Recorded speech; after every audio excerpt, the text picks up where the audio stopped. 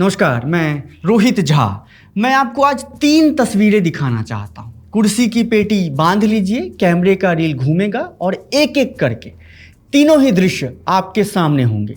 पहला दृश्य है 14 और 15 अगस्त 1947 की आधी रात का, जब पूरी दुनिया सो रही थी। तब भारत आज़ादी का जश्न मना रहा था। उसी वक्त नेहरू संविधान सभा में ट्रस्ट विद डेस्टिनी का ऐतिहासिक भाषण देते हैं। पूरी सभा तालियों की गड़गड़ाहट से गूंज उठती है और एक आज़ाद भारत के नए सपनों का स्वागत किया जाता है। मगर दिल्ली के इस जश्न से कोसों दूर गांधी कलकत्ता के हैदरी मंजिल के अंधेरे में उपवास पर बैठे थे, और ये बोलकर उपवास पर बैठे थे कि ये वो आज़ादी नहीं जिसकी परिकल्पना उन्होंने की थी। गांधी आज़ादी के दिन नोआखाली जाते हैं और वहाँ से वो हिंदू मुस्लिम दंगे रुकवाते हैं। अब चलिए, कैमरे का रील फिर से घूमेगा और मैं आपको पटना के गांधी मैदान लिए चलता हूँ। स्टेज सज चुका है, लाखों लोग जश्न के लिए जुटने वाले हैं और नीतीश कुमार 10वीं बार मुख्यमंत्री पद की शपथ लेने के लिए पूरी तरीके से तैयार है। वही नीतीश कुमार जो 2005 से सत्ता के केंद्र में बने हुए हैं और बिहार में सबसे लंबे समय तक मुख्यमंत्री रहने का इतिहास पहले ही अपने नाम कर चुके हैं। नीतीश कुमार जैसे ही आज 20 नवंबर को मुख्यमंत्री पद की शपथ लेते हैं, वैसे ही वह एक और रिकॉर्ड अपने नाम कर लेंगे कि देश के इतिहास में आज तक कोई भी नेता 10 बार मुख्यमंत्री पद की शपथ नहीं लिया है।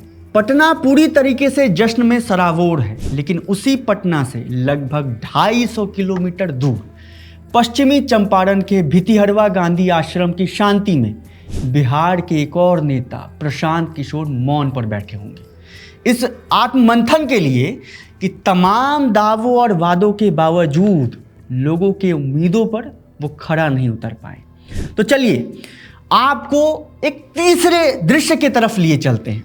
पटना के गांधी मैदान के भीड़ से इतर पटना रेलवे स्टेशन पर एक दूसरी भीड़ जमा है। इनके हाथों में किसी पार्टी का झंडा नहीं है, बल्कि हाथों में बस्ता है तो किसी के माथे पर बोरियां लदी है। सबकी एक अदद यही कोशिश है कि ट्रेन में पैर रखने की जगह मिल जाए। अगर ना मिले तो वो ट्रेन की शौचालय में बैठकर जाने के लिए भी तैयार है। पैसे खत्म हो चुके हैं और अब बिहार में रहे तो भूखे मारे जाएंगे। एक रात खड़े होकर यात्रा कर उन्हीं फैक्ट्रियों में पहुंचना है जहां से वापस आए थे अपने घर छठ मनाने। तीनों ही दृश्य समाप्त होते हैं। इन तीनों दृश्यों के साथ मैं आपको छोड़ रहा हूं। मैं आज आपको किसी चुनावी गुना भाग और बनते बिगड़ते जातीय समीकरण की कहानी नहीं बताऊंगा। मैं बस सन्नाटे में आपको आपके नियति के साथ छोड़े जा रहा हूं। हर व्यक्ति की आलोचना कीजिए। आलोचना से परे इस देश में कोई नेता नहीं हो सकता। यह बिहार की राजनीति की नई बिसात है। निश्चित तौर पे कोई नेता अर्श पे होगा तो किसी को फर्श पर होना ही होगा, मगर इन दोनों ही तस्वीरों के इतर वो चेहरा कहीं चुनाव के बाद दिखा ही नहीं जो चुनाव के पहले ही खुद को मुख्यमंत्री का चेहरा घोषित कर चुका था। इन तीनों ही दृश्य को आप आज से 5-10 साल बाद विट्टी चोखा के तहखाने में आकर खंगालिएगा। हम सिर्फ सत्ता की भीड़ नहीं दिखाते, उनकी भी भीड़ दिखाते हैं जो सिर्फ एक भीड़ बनकर ही आंकड़े में सिमट गए हैं।